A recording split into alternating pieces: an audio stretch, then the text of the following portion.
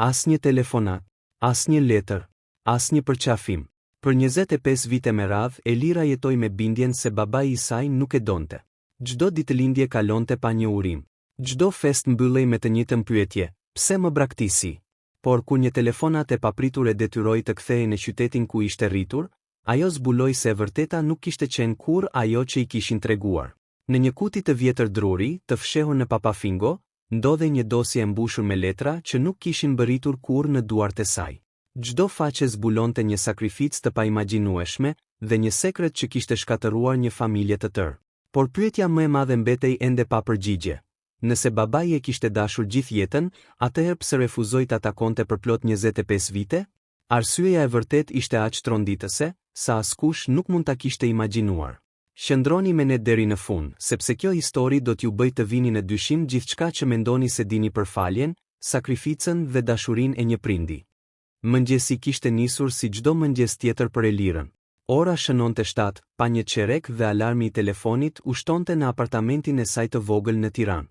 Ajo u ngrit ngadalë nga krevati, hapi perdet dhe pa qiellin ngrit të mbuluar me re. Ishte 32 vjeçë, punonte si arkitekte dhe nga jashtë dukej sikur kishte ndërtuar një jetë të qëndrueshme. Kishte një punë të mirë, miq besnik dhe një apartament të blerë me shumë mund.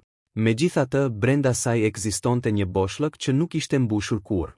Në murin e dhomës së ndenjes ndodhej vetëm një fotografi e fëmijërisë.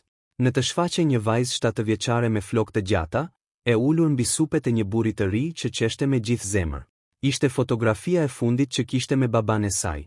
Ajo nuk e hiqte dot nga muri, por as nuk mund ta shikonte gjatë. Çdo herë që syt i ndaleshin mbi të, ndjente të njëjtën dhimbje që e kishte shoqëruar për një çerek shekulli. Nëna e saj, Mira, i kishte treguar gjithmonë të njëjtën histori. Babai i yt zgjodhi të largohej. Ai nuk donte më as mua dhe as ty. Kur ishte e vogël, Elira e kishte besuar pa bërë pyetje. Por me kalimin e viteve nisi të kuptonte se diçka nuk përputhej. Në qytetin ku ishte rritur, askush nuk fliste kurrë për të atin. Sa herë që ajo përmendte emrin e tij, njerëzit ndryshonin temë ose largoheshin me një buzëqeshje të sikletshme. Sikur të gjithë dinin diçka që ajo nuk e dinte. Kur mbushi 10 vjeç, kishte shkruar një letër. Babi, nuk e di pse ike.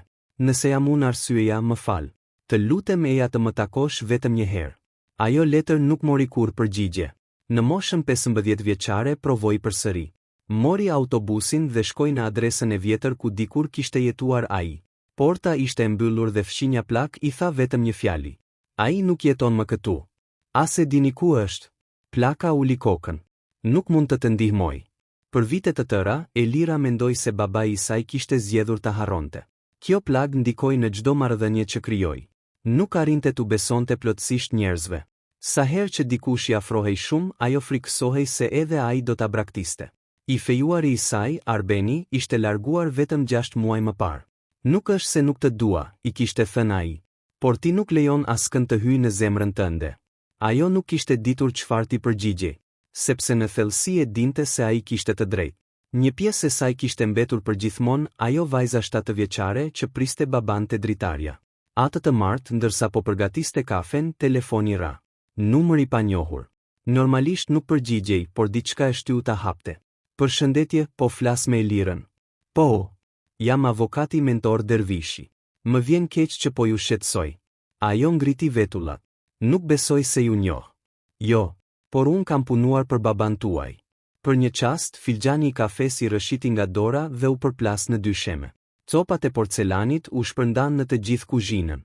Elira mbeti pa frym. Pas kaq shumë vitesh, askush nuk e kishte përmendur emrin e babait të saj. Asnjëherë. Çfarë that? Kam nevojë t'ju takoj. Është shumë e rëndësishme. Ajo heshti. Nëse është ndonjë gabim. Nuk është gabim. Zëri i burrit u bë më i rënd. Babai juaj ka lënë diçka për ju. Më ka kërkuar t'ju adorzoj vetëm në një rast. Në çfarë rasti? Nëse kaloni 25 vite pa u takuar. Gjaku ju ftoh në vena. 25 vite. Pikërisht aq kishte kaluar që nga dita kur ai ishte zhdukur nga jeta e saj. Elira u mbështet te tavolina për të mos rënë. Po ku është ai tani? Në anën tjetër të telefonit ra një heshtje e gjatë. Pastaj avokati tha vetëm një fjali që do t'i ndryshonte jetën përgjithmonë. Kam frikë se për ta kuptuar këtë, duhet të vini në qytetin ku gjithçka filloi. Elira nuk e mbajti mend se si arriti deri në zyra të ditë. Trupi i saj lëvizte mekanikisht, ndërsa mendja ishte kthyer 25 vite pas. Fjalët e avokatit nuk pushonin se jehuari në kokën e saj. Babai juaj ka lënë diçka për ju. Për herë të parë pas shumë vitesh, emri i të atit nuk ishte një kujtim i largët, por një realitet që trokiste sërish në jetën e saj. Ajo u përpoq të përqendrohej te projektet mbi tavolinë, por ishte e pamundur. Çdo vizatim, çdo plan ndërtimi, çdo telefonat humbiste kuptimin. Në fund, mbylli kompjuterin, mori çantën dhe ju drejtua shefit. Kam një çështje familjare urgjente. Më duhet të largohem. Ai pa fytyrën e saj të zbet dhe nuk bëri asnjë pyetje. Shko, punën do ta sistemojmë. 2 orë më vonë, Elira ishte në autobus drejt qytetit të vogël ku kishte kaluar fëmijërinë. Nuk kishte shkelur aty prej më shumë se 10 vitesh. Teksa rruga kalonte me skodrave, kujtimet nisën të riktheheshin njëra pas tjetrës. Ajo kujtoi baban duke i mësuar biçikletën. Eja, mos ki frikë. Edhe nëse rrëzohesh, unë jam këtu. Kujtoi zërin e tij kur i lexonte përralla para gjumit. Kujtoi ditën kur ai e kishte marrë në krah pas koncertit të parë në shkollë. Ishte kënga më e bukur që kam dëgjuar ndonjëherë. Pastaj errësir. Pas asaj dite, kujtimet e tij mbaronin, sikur dikush ta kishte grisur librin e jetës së saj përgjysmë. Autobusi ndaloi në terminal. Qyteti duke i pothuajse i pandryshuar. Sheshi i vogël, kafeneja në cep, shatërvani ku luante dikur. Por ajo ndihej si e huaj. Adresa që i kishte dhënë avokati ndodhej pranë gjykatës së vjetër. Zyra ishte modeste. Në derë shkruhej: Mentor Dervishi avokat. Ai ishte një burr rreth të 70-tave, me flokë të thinjur dhe sy të lodhur. Sapo e pa, u ngrit në këmbë. Elira. Në zërin e tij kishte një emocion të sinqertë. Ti i ngjan jashtëzakonisht shumë babait. Ajo nuk buzëqeshi. Nuk kam ardhur për komplimente. Ai uli kokën. E kuptoi.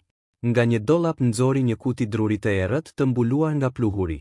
Kutia dukej e vjetër. Mbi kapak ishte gdhendur vetëm një emër. Elira. Ajo ndjeu një therrje në kraharor. Kjo është për mua. Po. Çfarë ka brenda? Babai yt më kërkoi të mos e hapte askush. Vetëm ti. Duart i dridheshin. Ajo hapi ngadalë kapakun. Brenda nuk kishte para. As dokumente prone. Vetëm një tuf letrash të lidhura me një fjongo blu të zbehur. Mbi letrën e parë ishte shkruar me të njëjtin shkrim që ajo kujtonte nga fëmijëria. Për vajzën time, nëse një ditë më jepet mundësia të flas. Lotët i mbushën me një herë syt. Nuk e kuptoi. Pëshpëriti. Avokati mori frym thellë. Babai yt të ka shkruar një letër çdo muaj. Ajo ngriti kokën e habitur. Çfarë? Çdo muaj. Për 25 vite. Elira mendoi se nuk kishte dëgjuar mirë. Prisni, po flisni për 300 letra? Po. 300. Po. Ajo u tërhoq një hap pas. Po pse nuk mi dërgoi? Avokati nuk u përgjigj menjëherë. Sikur po luftonte me ndërgjegjen e tij. Sepse nuk mundej. Nuk mundej apo nuk donte. Sytë e burrit u mbushën me trishtim. Nëse do ta kishe njohur të vërtetën atëherë, do ta kishe urryer botën. Elira shtrëngoi grushtet. Mjaft me enigmat. Dua përgjigje. Mentori u afrua te dritarja. Përpara se të tregoj gjithçka, dua të bëj një pyetje. Cilën? Nëse do të zbuloje se gjithë jetën tënde e ke jetuar mbi një gënjeshtër, a do të kishe guximin ta pranoje? Ajo heshti. Pastaj tha me vendosmëri. Po. Avokati u kthye ngadalë drejt saj. Atëherë fillo duke lexuar letrën e parë. Elira zgjati dorën. Hapi me kujdes zarfin e zverdhur nga koha. Rreshti i parë e bëri të ndalonte frymën. Elira ime, nëse po e lexon këtë letër, do të thotë se dikush më në fund nuk arriti më të fshehë të vërtetën. Duart e Elirës dridheshin aq fort, sa letra lëkundej para syve të saj. Ajo u ul ngadalë në karrige, mori frym thellë dhe vazhdoi të lexonte. Elira ime, nëse po e lexon këtë letër, do të thotë se kanë kaluar shumë vite. Nuk e di nëse jam ende gjallë apo jo. Nuk e di nëse do të më falësh ndonjëherë.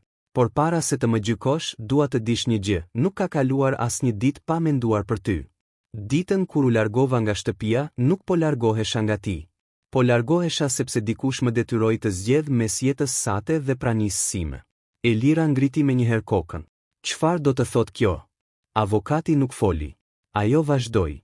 Ndoshta nëna jote të ka thënë se të braktisa. Nuk e fajsoj. Ajo besonte se po të mbronte. Por e vërteta është shumë më e rëndë. Zemra i rrihte aq fort sa duke sikur do t'i dilte nga kraharori. Në vitin kur ti ishe 7 vjeçe, zbulova një skem të madhe korrupsioni në kompaninë ku punoja. Ishin njerëz me shumë pushtet. Kur refuzova të firmosja dokumentet e rreme, filluan kërcënimet. Elira ndaloi frymën. Një natë më ndaluan në rrugë. Më thanë se, nëse nuk zhdukesha nga jeta juaj, vajza ime nuk do ta festonte ditëlindjen e 8. Lotët nisën t'i rridhnin pa pushim. Ajo nuk arrinte ta besonte. Pse nuk shkoj në polici, pyeti me zë të ulët. Mentori uli syt. Shkoj. Çfarë? Por njerëzit që e kërcënonin kishin lidhje kudo. Askush nuk pranoi ta mbronte. Elira mbeti pa fjalë. Ajo u kthye sërish te letra. Provova gjithçka. Takova avokat, prokuror, njerëz që mendoja se ishin të ndershëm. Çdo derë u mbyll. Në fund kuptova se mënyra e vetme për të mbajtur gjallë ishte të besoje se unë nuk të doja më. Një pik loti ra mbi letër. Ajo e fshiu me kujdes, sikur kishte frikë të mos zhdukte bojën. Të shikoja nga larg ishte dënimi më i madh i jetës sime. Elira ndali. Çfarë do të thotë të më shikonte nga larg? Mentori hapi një dosje tjetër. Brenda kishte fotografi. Vjetëra fotografi. Elira 15 vjeçe duke dal nga shkolla. Elira në ceremoninë e diplomimit. Elira duke ecur në park me shoqet. Elira në ditën kur mori diplomën universitare. Ajo u zbe. Kush i bëri këto? Babai? Jo. Po. Është e pamundur. Jetonte në të njëjtin qytet për disa vite. Më pas u transferua pranë Tiranës. Por çdo muaj vinte vetëm për të parë nëse ishe mirë. Elira mbuloi gojen me dorë. Nuk më foli kurrë. Sepse kishte frikë. Mentori nxori një fotografi të fundit. Në të, Elira po pinte kafe në një lokal. Në sfond, në një tavolinë të largët, një burr me kapele e shikonte me mall. Fytyra nuk dukej qartë, por ajo e njohu menjëherë. Ishte ai, babai i saj. Lotët shpërthyen pa kontroll. Ka qenë kaq afër, pothuajse çdo ditëlindje. Nuk mund ta besoj. Edhe unë i thosha ta takoje. Çdo vit. Po ai thoshte gjithmonë të njëjtën fjali. Mentori mori frymë thellë. Më mirë të më urej si baba, se sa ta humba si vajzë. Zyra u mbush me heshtje. Për herë të parë në jetën e saj, Elira nuk ndjente zemërim. Ndjente vetëm dhimbje. Dhimbjen e një njeriu që kishte jetuar 25 vite duke besuar se ishte braktisur. Ndërsa ati kishte jetuar po aq vite duke e parë nga larg, pa pasur guximin ta përqafonte. Por një pyetje ende mbetej pa përgjigje. Nëse rreziku kishte kaluar prej kohësh. Pse babai nuk u kthye kurrë? Mentori mbylli ngadalë dosjen dhe tha me një zë që mezi dëgjohej. Ka edhe një letër tjetër, por para se ta lexosh, duhet të përgatitesh. Sepse aty shpjegohet arsyeja e vërtet pse ai refuzoi të takonte deri në fund të jetës. Elira nuk e ndjente më kohën. Dukej sikur çdo minutë ishte shndërruar në një orë. Para saj qëndronte letra e fundit, e vendosur mbi tavolinën e drunjë. Zarfi ishte më i ri se të tjerët, por mbi të kishte të njëjtin shkrim të njohur. Hape vetëm kur të jesh gati të më falësh ose të më urresh për gjithmonë. Ajo mori frymë thellë dhe e hapi me kujdes. Brenda ishte vetëm një fletë. Elira ime, nëse kjo letër ka arritur në duart e tua, atëherë do të thotë se nuk ja dola të shoh edhe një herë. Ka diçka që nuk ta tregova kurrë. Jo sepse nuk doja, por sepse nuk doja që kujtimi yt për mua të ishte ai një njeriu që po shuhej çdo ditë. Elira ndjeu një të ftohtë që i përshkoi gjithë trupin. 5 vite pasi u largova nga ju, mjekët më diagnostikuan me një sëmundje të rëndë të sistemit nervor. Fillimisht humba forcën në duar. Më pas këmbët. Çdo vit bëhesha më i dobët. Lotët i rridhnin pa pushim. Kur mësova se rreziku ndaj teje kishte kaluar, doja të takoja. E provova shumë herë. Madje një ditë erdha deri te dera jote. Të pash nga dritarja duke qeshur me miqt. Në atë çast kuptova se ti më kishe kujtuar si baban e fortë që të mbante mbi supe. Nuk doja që takimi ynë i parë pas kaq shumë vitesh të ishte me mua në një karrocë, pa mundur as të përqafoja. Elira shpërtheu në të qara. Ajo e kuptoi menjëherë. Babai nuk kishte pasur frikë nga refuzimi. Kishte pasur frikë t'i shkatëronte kujtimin më të bukur të fëmijërisë. Ajo vazhdoi të lexonte. Ndoshta kam gabuar. Ndoshta duhet të kisha lënë ta zgjidhje vetë. Por çdo vendim që mora, e mora duke menduar se po të mbroja. Nëse një ditë bëhesh prind, ndoshta do ta kuptosh se dashuria ndonjëherë merr formën e sakrificës dhe jo të pranisë. Në fund të letrës ishte një kërkesë. Nëse ende dëshiron të më takosh, shko te Kodra ku të mësova të ngjisje biçikletën. Aty do të më gjesh gjithmonë. Poshtë ishte vetëm firma. Babai yt Arbeni. Elira ngriti kokën. Sot është vonë, pyeti me zë të dridhur. Mentori e pa me trishtim. Babai yt u nda nga jeta 3 muaj më parë. Ajo mbylli syt. Për një çast gjithë bota u shemb. Nuk bërtiti. Nuk foli. Vetëm shtrëngoi fort letrat në kraharor. Po, ai e dinte që unë nuk e urreja më. Mentori buzëqeshi me lot në sy. Ditën e fundit më kërkoi të bëja një pyetje. Cilën? Nëse do ta takoje edhe një herë, çfarë do t'i thoje? Elira nuk mendoi gjatë. Do t'i thoja se nuk ishte vonë për një përqafim. Mentori hapi një sirtar. Prej andej nxori një kaset të vogël video. Më la edhe këtë. Atë mbrëmje, në hotelin e qytetit, Elira vendosi kasetën në një videoplayer të vjetër. Ekrani u mbush me zhurmë. Pastaj u shfaq fytyra e një burri të thinjur, shumë më i dobët nga sa e mbante mend. Por buzëqeshja ishte e njëjta.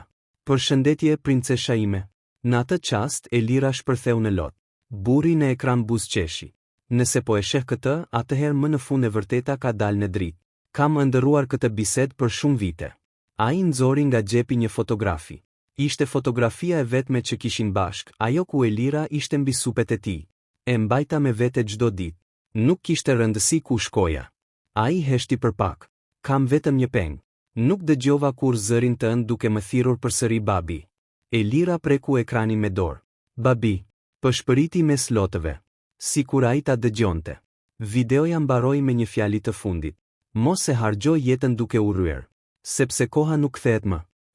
Të nesërmen në mëngjes, Elira u ngjit në kodrën ku kishte mësuar biçikletën.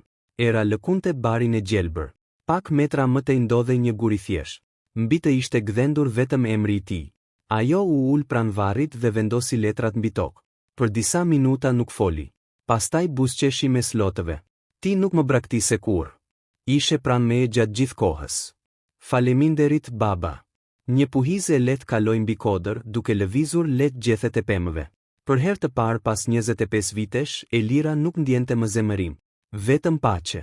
Sepse kishte kuptuar se ndonjëherë, sakrifica më e madhe e një prindi nuk është të qëndrojë pranë fëmijës së tij, por të pranojë të jetojë me dhimbjen që fëmia ta urrej, vetëm që ai të jetë i sigurt dhe i lumtur. Fundi.